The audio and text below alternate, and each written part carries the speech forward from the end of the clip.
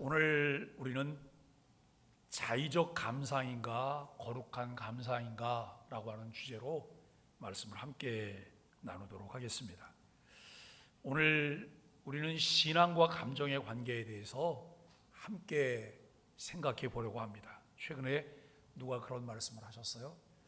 참 얼마 만에 예배 시간에 눈물을 흘려봤는지 모르겠어요. 그래요. 얼마 만에 눈물을 흘려봤는지 모르겠다고. 여러분들은 예배하다가 물어봤던 적이 언제였나요? 어떤 분이 예배 시간 내내 우세요. 목사님이 생각하길 저분 은혜를 많이 받고 있구나. 오늘 그래서 예배 끝나고 난 다음에 왜 우셨냐 그랬더니 이분 대답에 목사님이 뒤로 자빠질 뻔했잖아요. 우리 집 아이가 죽어서 그게 너무 슬퍼서 울었다고. 그 아이가 누구예요? 개순이요. 개순이가 죽어서 너무 슬퍼서 울었다고.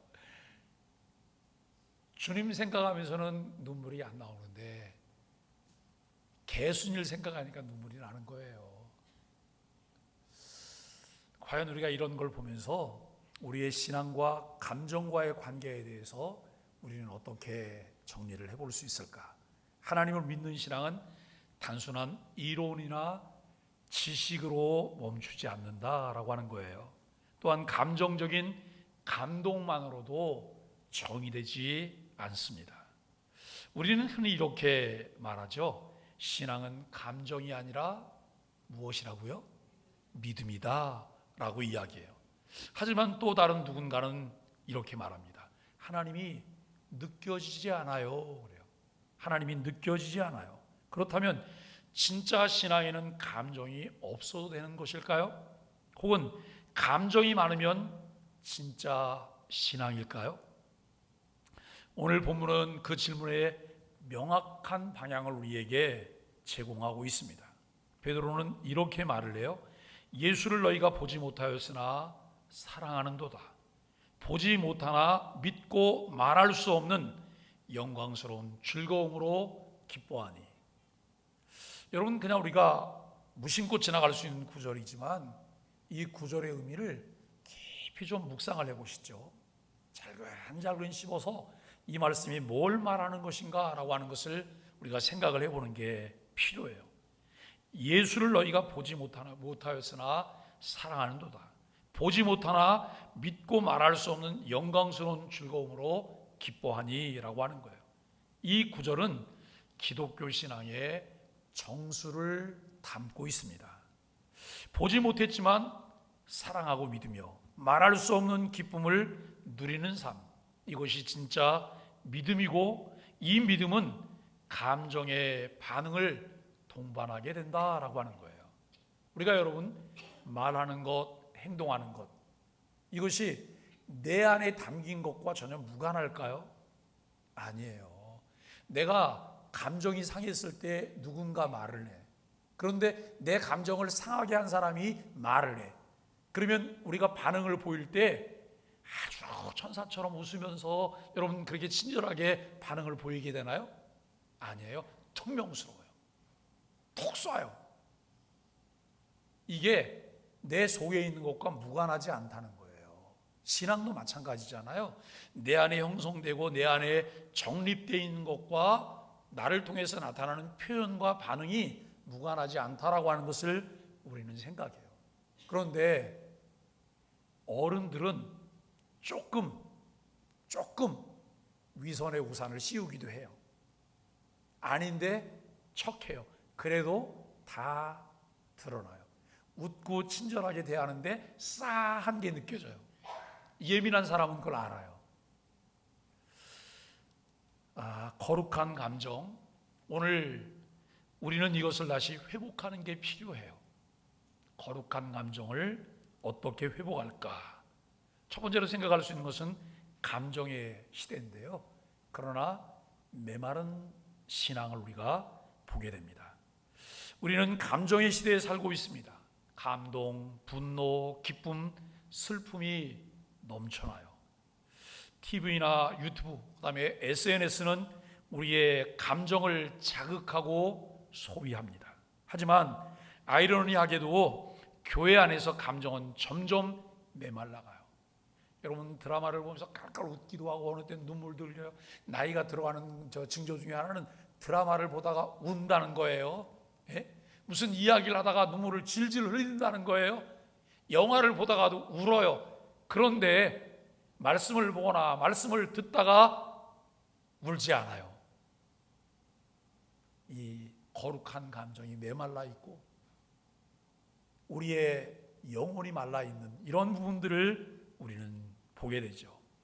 예배의 감격은 습관의 잠식이 되고 설교는 마음을 움직이기보다 정보를 전달하는 도구가 되고 찬양은 잘 부르는 것이 중요하지 불타오르는 마음은 뒷전이에요. 어떠세요 여러분? 앞에서 찬양팀이 찬양을 해요.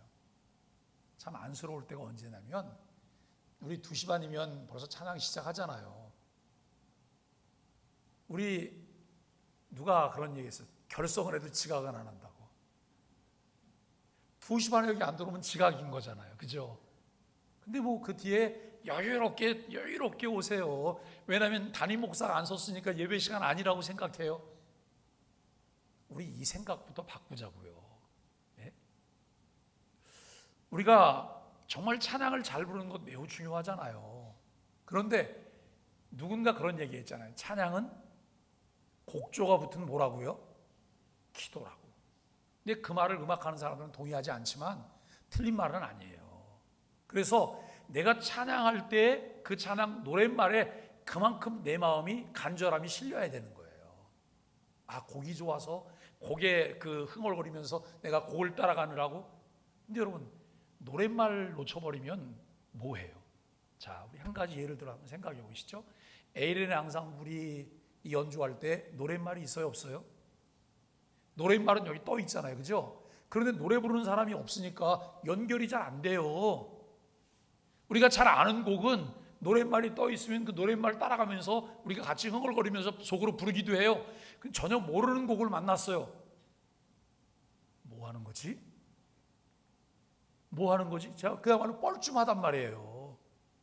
우리는 내가 찬양할 때는 어떠신가요?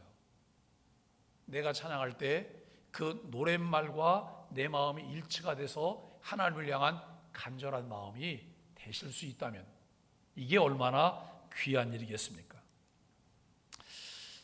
어쩌다 이렇게 됐을까요? 그랬더니 누가 또 이렇게 토를 달아서 목사님 어쩌다 다 그런 것처럼 생각하지 마세요. 저는 아니에요. 여러분 그렇게 말하는 그 말 자체가 벌써 여기 포함되어 있는 거예요. 네? 한편으로는 감정주의를 경계하다 보니 우리는 너무나 냉철하고 분석적인 신앙으로 기울었기 때문이 아닐까 생각도 해보게 돼요. 하지만 반대로 감정만을 추구하며 감동만으로 말씀의 진리는 외면하는 모습도 늘고 있다는 거예요. 지나친 신비주의, 이것도 여러분 위험하죠. 그런데 지나친 냉소주의도 여러분 이거 위험한 거예요. 누군가 비판할 수 있어요. 잘못된 게 있으면 비판할 수 있어요. 그러나 비판을 위한 비판은 아니에요. 비판을 하려면 뭐가 있어야 되는 거예요?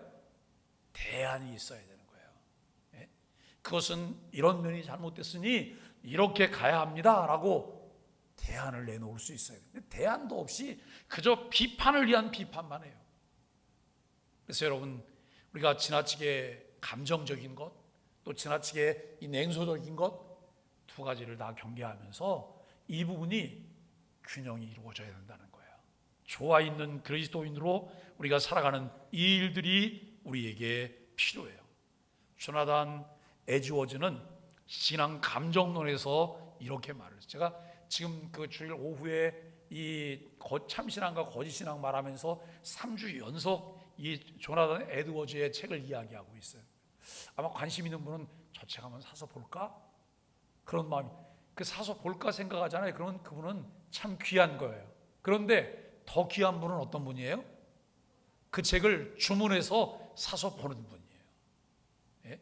제가 3주째 이 책을 이야기하는 거 바로 봐서 이번 그 시리즈 설교는 이 책과 내내 함께 갈 거라고 생각을 해도 틀리지 않으실 거예요. 좀 관심을 가지시고. 근데 제가 이렇게 볼 때 이거 보고서 바로 책을 주문해서 저 책을 읽을 거라고 제 마음에 확신이 드는 분은 한두 분밖에 안 계세요. 그러니 이게 담임 목사 마음에 속상한 거잖아요. 그죠? 속상한 거예요. 그래서 여러분, 요즘 현대인들이 따로 책을 구입해서 읽는 거 쉬운 거 아니거든요. 그래서 언제 책을 읽으셔야 돼요?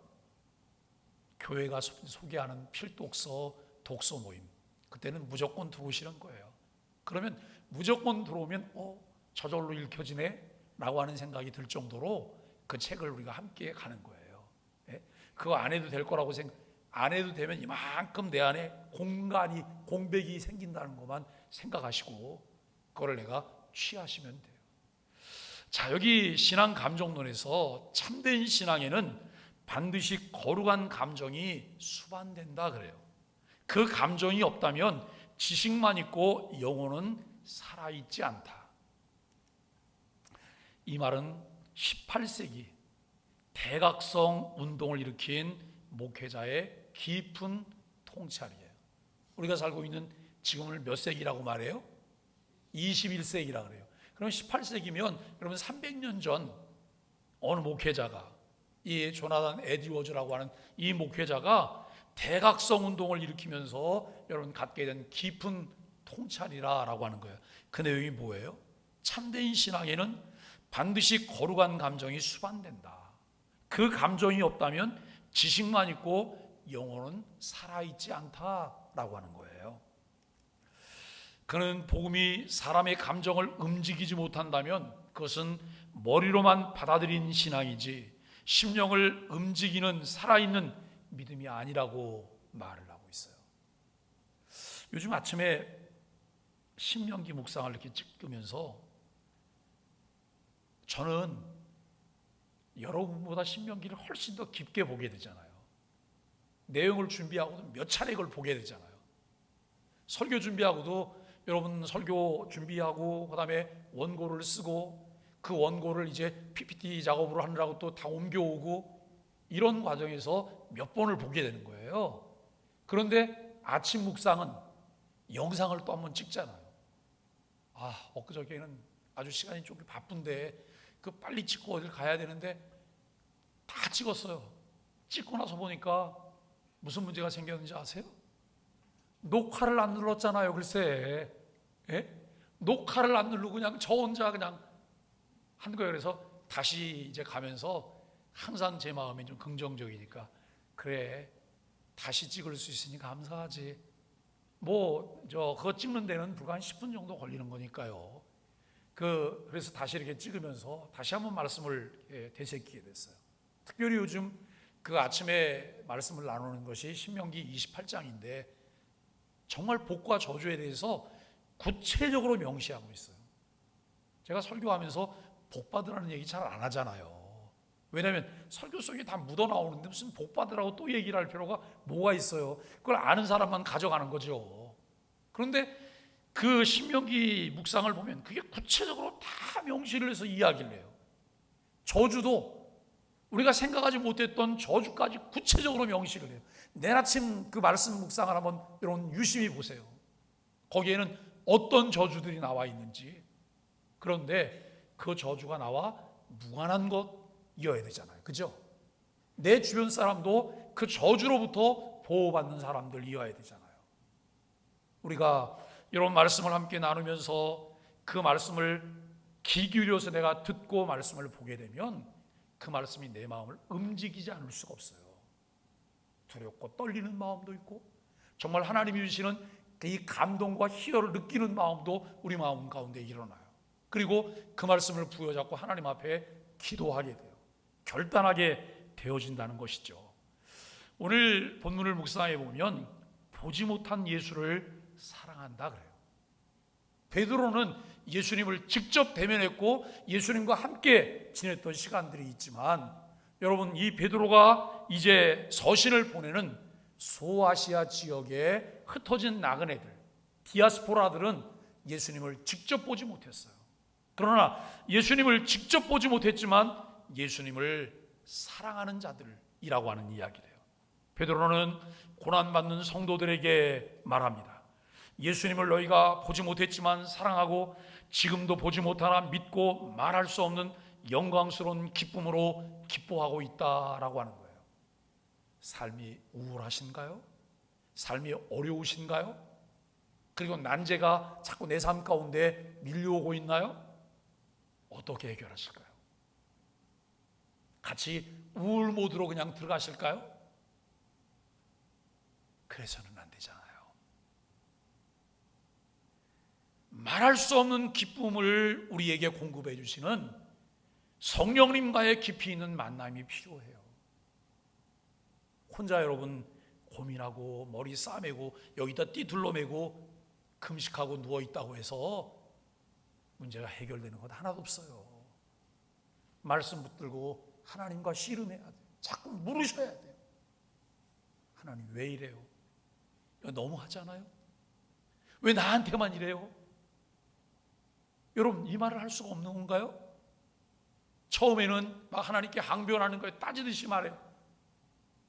그러면서 주님께서 내 마음을 만져주시고 나를 위로하시는 것을 느끼며 깨닫게 돼요. 깊은 주님과의 만남을 통해서 우리가 여러분 주님께서 주시는 따뜻함을 내가 깨닫게 되는 거예요. 그것을 통해서 우리는 말할 수 없는 영광스러운 기쁨으로 기뻐하게 되는 그리스도인으로 살게 되는 거예요. 하나님의 사랑을 깨닫게 되고 그 사랑이 나로 하여금 더 주님 말씀에 창념하게 하고 그리고 하나님의 은혜를 사모할 뿐만 아니라 주님과 걸어가며 그 안에 소망이 있음을 캐낼 수 있는 은혜를 주신다고 하는 것입니다. 여러분 이 구절은 첫 번째로 보지 못했지만 사랑한다라고 하는 고백을 하고 있어요. 보지 못한 분을 어떻게 사랑할 수 있을까요? 그것은 그분에 대한 깊은 신뢰와 인격적 만남이에요. 그리고 영원히 실제로 그분을 경험했기에 가능한 일들이라고 하는 거예요. 우리가 예수님을 인격적으로 만날 때 도구가 뭐예요? 성경 말씀이에요. 하나님의 말씀이 도구가 돼서 우리 주님과 인격적인 만남이 이루어지게 해요. 그리고 여러분 영원히 실제로 그분을 경험하게 하는 거예요. 그러므로 그분을 알아가게 돼요. 그분을 느끼게 돼요.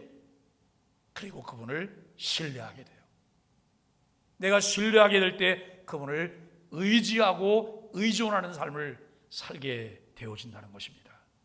둘째로 말할 수 없는 영광스러운 기쁨으로 기뻐한다라고 말하죠. 이것은 단순한 기쁨이 아니에요. 인간의 언어로 표현할 수 없는 영광과 결합된 기쁨이에요.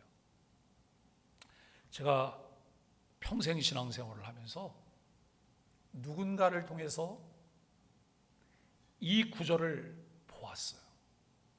누군가를 통해서 말할 수 없는 영광스러운 기쁨으로 기뻐한다고 하는 이것을 누군가를 통해서 보았어요. 벌써 여러분 세월이 많이 지나서 거의 50년 세월 가까이 된 일이에요. 그 당시에 그 인물은 방위를 받는 방위병이었어요. 그러니까 나이가 많아봤자 20에서 30 안쪽이겠죠? 아마 24, 5세 정도쯤 되지 않았을까라고 하는 거예요. 그분은 우리 교회 청년의 회원도 아니었어요. 우리 교회 청년의 회원이 한 200여 명 정도쯤 됐어요. 그런데 그분은 청년의 회원으로 가입한 사람도 아니에요. 교인으로도 등록한 사람이 아니에요. 매일 새벽에 와서 기도하시는 분이에요. 밤중에 홀로 와서 기도하는 분이에요. 남자분이죠. 방위병이니까. 그런데 제가 그분이 기도하는 그 모습을 보면 그 모습 자체가 황홀한 거예요. 뭐 소리를 크게 막 지르고 그러지도 않아요. 혼자 이렇게 기도를 해. 그런데 그 안에서 아주 그 넘치는 그런 은혜의 감동들이 이 얼굴들을 통해서 나타나는 그 모습을 제가 잊을 수가 없어요. 지금도 그분 뭐하고 있나 궁금해요. 지금도 그 은혜가, 그 은혜 속에서 그분이 살고 있을까? 여러분, 우리는 어떠세요? 내가 신앙생활하면서 나는 이 베드로가 소아시아 지역 교회 교인들을 향해서 말했던 베드로전서 1장 8절이 내 삶 가운데서는 어떻게 기록이 되고 있을까요? 어떻게 그 말씀이 나를 만져주고 있을까요? 고난의 현실은 존재했지만 그 기쁨은 고난을 압도했다는 거예요. 여러분, 이 기쁨이 고난을 압도했는데 우리는 이것을 압도할 만한 기쁨이 없어요. 그래서 고난이 내게 너무 커요. 나를 우울하게 만들고 나를 힘들게 만들고 나를 좌절하게 만드는 상황들이 더 크게 내게 밀려오고 있어요. 그때 나를 통해 나타날 수 있는 게 뭐예요? 낭망이죠. 슬럼프에 빠지는 거예요. 허우적거리는 것밖에 없는 거예요. 그때 뭐가 필요해요? 119 구조대가 필요해요? 아니면 안전구조요원이 필요한 거예요? 안전구조요원이 필요하겠죠. 누군가 붙잡아 줄 수 있는, 또 누군가 기댈 수 있는. 그런데 때로는 우리의 자존심이 그 부분을 허락하지 않잖아요. 여러분, 자존심 때문에 내가 다른 것에 아무 도움을 받을 수가 없다면, 의지할 수 없다면 독립적인 게 필요해요. 독립적인 게 뭐예요? 괴식 의존적인 삶이에요. 분명한 신의식을 가지고 우리가 주님을 의존하는, 주님에게 기대하며 그 말씀을 붙드는 이 삶이 이루어지지 않는다면 우리는 그것으로부터 헤어나올 수가 없게 되는 거예요. 우리에게 선택이 필요하죠. 내가 아직 연약하기 때문에 나를 붙잡아 줄 만한 누군가 필요해요. 그런데 그 누군가 없이 나는 스스로 독립적인 그런 모습으로 설 수 있어. 그렇다면 우리가 뭘 해야 되는 거예요? 언제나 손을 열고 우리를 품어 안아주실 준비가 되어 계신 주님에게로 손을 내밀어야 돼요. 주님, 주의 도움이 필요해요. 은혜가 필요해요. 주님, 저를 만나주세요. 여러분, 깊이 있는 고민과 정말 말할 수 없는 고통의 향연 속에서 내가 만날 수 있는 것이 무엇일까요? 주님의 따뜻함이에요. 함께 하시는 은혜를 우리가 경험할 수 있게 돼요. 지금 우리의 신앙 안에는 이러한 감정이 살아 있습니까? 보지 못한 주님을 사랑하며 그로 인해 말할 수 없는 기쁨을 우리는 누리고 있나요? 세 번째로, 자의적 감상과 거룩한 감정의 차이입니다. 오늘날 많은 신앙인은 감정과 신앙을 혼동해요. 우리 한국교회는 본래 거룩한 교회, 조용한 교회였어요. 여러분, 지금부터 한 40년 전 교회 안에 예외 풍경을 한번 생각해 보세요. 특별히 장로교회 어땠을까요? 큰 소리로 기도하는 사람도 없어요. 새벽에 나오면 통성기도 없어요. 조용히 묵기도 하시는 거예요. 그냥 누군가 소리를 내서 기도하잖아요. 그러면 교회 장로님이나 권사님이 누군가가 그리고 뭐라고 말을 해요? 조용히 하세요. 조용히 하세요. 이렇게 말을 했던 교회예요. 교회에서 뭐 박수를 치면서 찬양한다고요? 그것도 없었던 거예요. 그런데 여러분, 60년대 말 70년대를 보내면서 교회가 마치 부흥하는 것 같은 그런 거로 바뀌었죠. 그러다가 80년대 들어오면서 여러분, 열린 예배가 시작이 됐어요. 그래서 사람들이 찬양하고 기도할 때 어떻게 해요?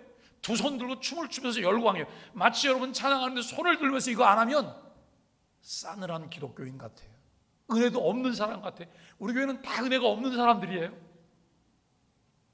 우리가 이걸 보면서 자의적 감상과 거룩한 감정을 어떻게 구분해낼 수 있을까? 이 고민들을 한번 해보시고, 오늘날 많은 신앙인은 이 감정과 신앙을 혼동하게 되는데요. 감정이 솟구칠 때 신앙이 깊어진 줄 알아요. 감정이 메마를 때 신앙이 식었다고 생각을 해요. 일면 그런 면도 없지 않아 있을 수 있어요. 하지만 감정 자체는 중립적인 것이라고 하는 거예요. 감정 자체는 중립적. 어느 날 우리 김복순 권사님이 예배를 드리고 찬양하는데 갑자기 일어서갖고 손을 흔들면서 막 이렇게 찬양한다고 생각. 권사님에게 가능하실까요? 아니시라 그래요. 그럼 최옥순 집사님은 가능하실까요? 집사님도 아니시래. 그럼 여기는 좀 쌈을 파만 앉아 계시고 안성희 권사님은 가능하실까요? 우리 권사님은 약간 좀 중립적. 김정순 권사님은 뭐 곰배를 고기다 시고 하시는데 못할 게 뭐가 있겠어요? 그러면 이거를 보고 누구는 신앙적으로 열정이 있고 누구는 없고 이렇게 우리가 외형적으로 평가할 수 있을까? 어느 날 성령께서 나를 사로잡으시면 춤추지 못할 게 어디 있어요? 우리가 여러분 그 점잖은 왕인 다윗이 법궤가 돌아오는 것을 보면서 뭘 했어요? 바지가 흘러내리는 것도 모르고 여러분 춤을 췄단 말이에요. 얼마나 큰 감동이 있으면 그가 그렇게 했겠습니까? 예?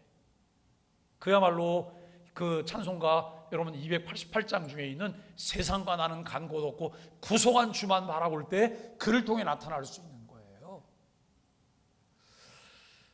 문제는 그 감정이 어디서 왔는가라고 하는 거예요. 출처가 어딘가, 무엇에 반응하는가라고 하는 것을 우리가 봐야 된다는 거예요. 자의적 감상은 자기중심적이에요. 자기 감정에 빠져드는 것이며 자기 해석으로만 신앙을 느끼게 돼요. 그 감정은 말씀과 관계가 없습니다. 그리스도에 대한 반응이 아니라 그저 분위기, 음악 혹은 어떤 개인적 감정선에서 오는 반응일 수도 있다는 거예요. 반면 거룩한 감정은 말씀과 진리 예수 그리스도에 대한 반응임을 생각하게 됩니다. 그것은 회개의 눈물이고 은혜에 대한 감사의 감격이에요. 그것은 하나님의 임재 앞에 두려워 떨고 또한 품에 안겨 평안을 누리는 사랑인 것을 알게 돼요. 우리 여러분 찬송가 노랫말 중에 주의 친절한 팔이 안기세, 그 찬송가 한번 생각해 보세요. 그 노랫말 후렴을 한번 생각해 보세요. 주의 친절한 팔에 안기세 우리 마음이 평안하리니 항상 기쁘고 복이 되겠네 영원하신 팔에 안기세 주의 팔에 그 크신 팔에 안겨서 우리가 여러분 이 노랫말들을 생각하면서 그 신앙을 그대로 표현하고 있는 거예요. 노랫말을 썼던 이가 그가 주님과 자신의 관계 속에서 여러분 느꼈던 것들을 이걸 써내는 거예요. 그러면 작곡자는 작사자가 주님과의 개인적인 관계 속에서 느꼈던 또 만났던 그 인격적인 주님을 어떻게 음악으로 표현해낼 수 있을 것이냐라고 하는 거예요. 그 표현들을 보면서 우리 자신들이 정말 하나님의 임재 앞에 두려워 떨고 또한 품에 안겨서 평안을 누리는 사랑이에요. 우리들의 예배가 그런 예배가 될 수 있기를 바랍니다. 정말 여러분 예배 전에 나오셔서 간절하게 우리가 기도해야 될 것이 무엇일까요? 그저 부산스럽게 왔다 갔다 가다가 찬양하는 시간이래 탁 앉아갖고 찬양, 이거는 아무런 준비가 되어 있지 않은 거예요. 일찌감치 오셔서 여러분 구석구석에서 예배를 해서 기도하고 준비하시다가 그리고 여러분 우리가 예배 속에 쭉 들어가잖아요. 그러면 하나님께서는 이미 예배가 시작되기 전부터 내 마음을 만져주기 시작하세요. 은혜 주시기 시작하세요. 마치 그 바싹 마른 스포츠처럼 이 주어지는 모든 물을 다 흡수할 수 있는 그런 마음의 준비가 우리에게 된다는 거예요. 그런 은혜로 우리가 예배에 진입하실 수 있게 되기를 바랍니다. 이런 마음을 가진 분들은 예배 전에 두리번거리시지도 않으세요. 내가 미워하는 사람 왔나? 내가 좋아하는 사람 왔나? 이거 그럴 시간적인 마음의 여유도 없는 거예요. 그냥 하나님과 나만, 하나님과 나만. 그리고 이제 우리 교회가 이렇게 연세가 많다 보니까 예배 중에도 뭐가 있냐면 예배 중에도 소리를 크게 내서 인사를 하신단 말이에요. 예? 정해진 인사 외에 다른 시간에는 예배에만 집중하셔야 돼요. 예배에만. 근데 누군가 이렇게 얘기하지 않으면 모든 사람들이 거길 보고 싶어서 궁금해요. 체면상 고개는 못 들리지만 다 마음이 글로 가는 거예요. 어떻게 하면 모든 시선이 강단에만 쏠려 있을 수 있게 할까? 이것도 예배를 돕는 이들의 역할이죠. 제가 일체 그런 얘기를 안 하잖아요. 저도 아주 예민한 사람이거든요. 예배에 대해서 아주 골 쪽쪽 집어가고 얘기를 다 할 수 있어요. 그런데 그 얘기하면 그것 때문에 또 분위기는 더 깨져요. 그래서 안 하기 때문에 조금 예배 의식이 있는 분들은 그런 부분들을 더 많이 노력하시는 거예요. 자, 감정 없는 신앙은 죽은 신앙이다. 우리 야고보서 2장에 보면 뭐가 없는 믿음은 죽은 것이라고요? 행함이 없는 믿음은 죽은 것이다 라고 말을 해요. 근데 감정 없는 신앙은 죽은 신앙이다. 이 조나단 에드워즈는 신앙이 영혼의 전 존재를 사로잡지 않는다면 그것은 참된 신앙이 아니다 라고 이야기해요. 신앙이 영혼의 전 존재를 사로잡지 않는다면 그것은 참된 신앙이 아니라는 거예요. 여러분, 그냥 잠시만 성경을 좀 보려고 성경을 펼쳤는데 밤이 새는 줄도 모르고 그 성경 속에 빠져서 성경에 몰입해 온 적이 있으신가요? 잠깐만 기도하고 자야지 하고 무릎 꿇었는데 밤이 맞도록 기도하게 됐던 그런 적도 있으신가요? 이게 하나님의 은혜 아닌가요? 그 하나님의 사랑이 너무 좋고 너무 깊고 너무 놀라워서 그 하나님과 계속 교제하고 싶은 거예요.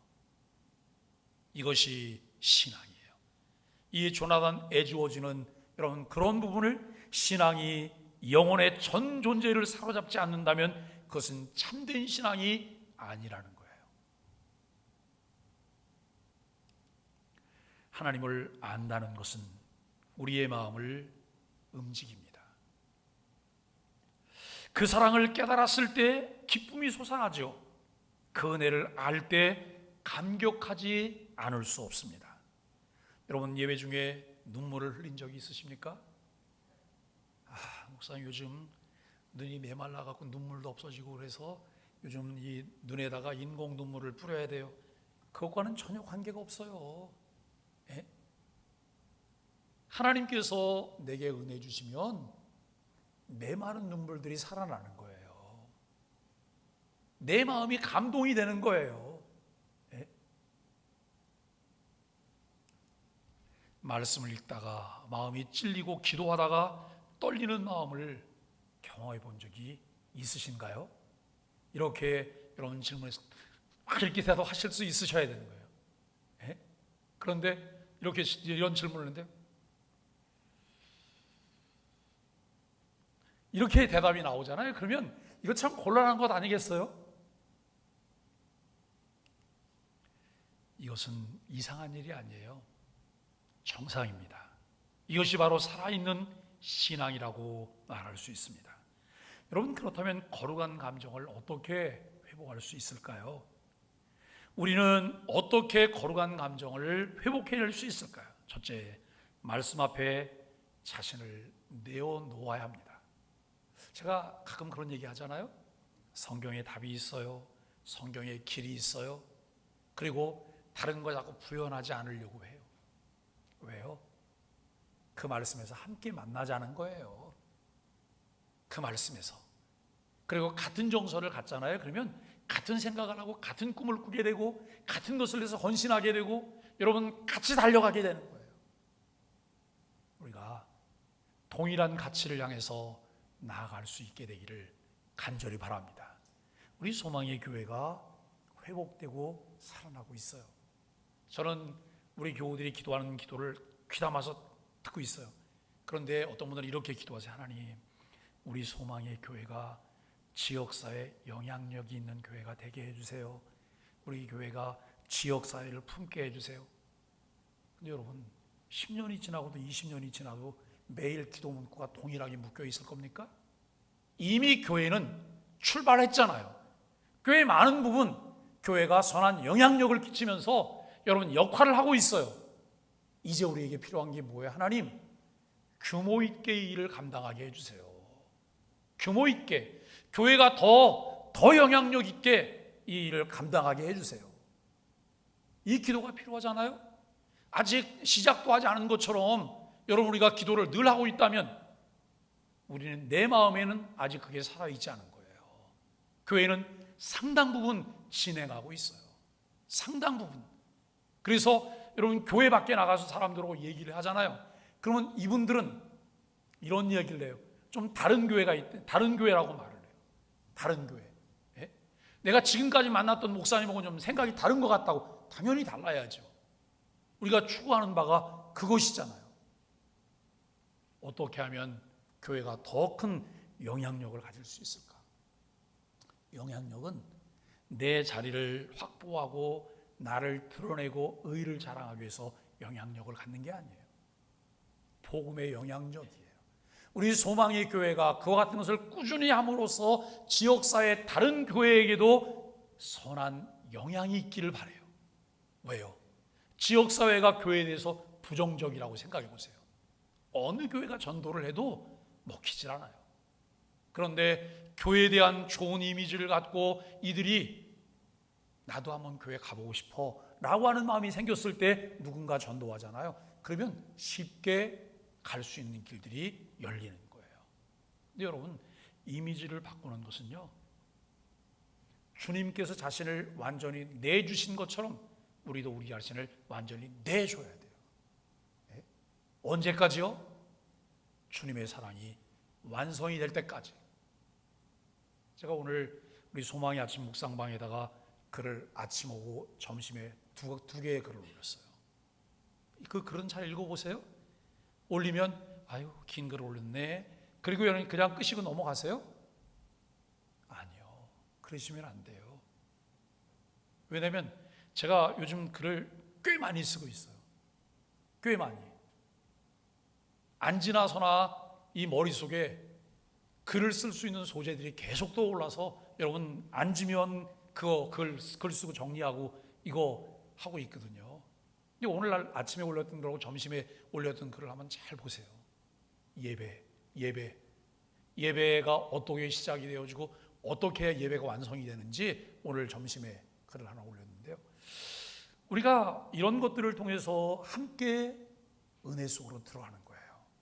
은혜 속으로. 그리고 같은 가치를 위해서 내가 가진 있는 모든 것들을 함께 헌신할 수 있는 그런 은혜가 있게 되기를 간절히 바랍니다. 하나님의 진리는 감정을 불러일으키지요. 말씀은 단순한 지식이 아니라 살아있는 능력입니다. 여러분 그 사실을 믿으십니까? 히브리서 4장을 읽다 보면 하나님 말씀은 살았고 그래요. 말씀은 살았고 뭐가 있다고요? 운동력이 있다고 말해요. 하나님 말씀이 살아있고 운동력이 있어요. 날선 검과 같아서 여러분 찔러 쪼개기까지 수술도 하고 우리를 새롭게 하고 마침내 하나님의 사람으로 변화시키는 일을 하게 된다라고 하는 것이죠. 두 번째는 예수님을 바라보는 묵상이 회복이 되어야 돼요. 십자가의 사랑, 부활의 승리, 다시 오실 왕으로서의 그분을 깊이 묵상하게 되기를 바랍니다. 점점 사람들은 영혼의 갈증을 많이 느끼게 돼요. 점점 많이 영혼의 갈증을 느끼지만 점점 더 하나님 말씀에 대해서는 등지게 돼요.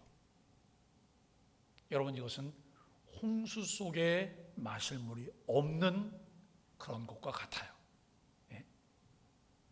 물이 넘쳐나지만 내가 마실 수 있는 물이 없는 거예요. 정말 홍수처럼 말씀들이 쏟아져 나와요. 유튜브를 보면 얼마나 많은 말씀들이 있는지 몰라요. 그래서 여기도 기웃 저기도 기웃 하면서 온통 그냥 이 유튜브 저 유튜브를 다 쇼핑하듯이 돌아다니세요. 근데 여러분, 도대체 뭔 줄 알고 드세요? 버섯을 보시면 이게 독버섯인지 먹어도 되는 버섯인지는 다 알고 계세요? 버섯이니까 그냥 다 좋은 거겠지 하고서 아무거나 따다가 드시면 그 다음날 하나님 나라 가서 눈 뜨는 거예요. 우리가 정말 독초도 사방에 널려 있다고 하는 것을 아시면서 잘 분별해서 드셔야 돼요. 분별해서. 그 은혜가 우리 가운데 있게 되기를 바랍니다. 세 번째는 성령님의 도움을 구하십시오. 성령은 말할 수 없는 탄식으로 우리 안에서 기도하게 하시며 우리의 감정을 깨우십니다. 여러분, 담임 목사가 말은 잘하지 않아도 누가 교회를 빠졌는지 누가 어떤지 이 감정의 상태를 딱 잘 읽고 있어요. 기압골이 어떻게 변하는지, 언제 홍수가 일어날 건지, 언제 가뭄이 생길 건지 이거를 잘 보고 있어요. 보면서 혼자 애가 다를 때가 많죠. 혼자 전전긍긍할 때가 많아요. 그런데 제가 여러분 전정 이른다고 해서 누가 잘 아는 것도 아니잖아요. 근데 저보다 더 전전긍긍하시면서 탄식하시고 우리를 위해 기도해 주시는 분이 계세요. 그분이 누구예요? 성령님이요.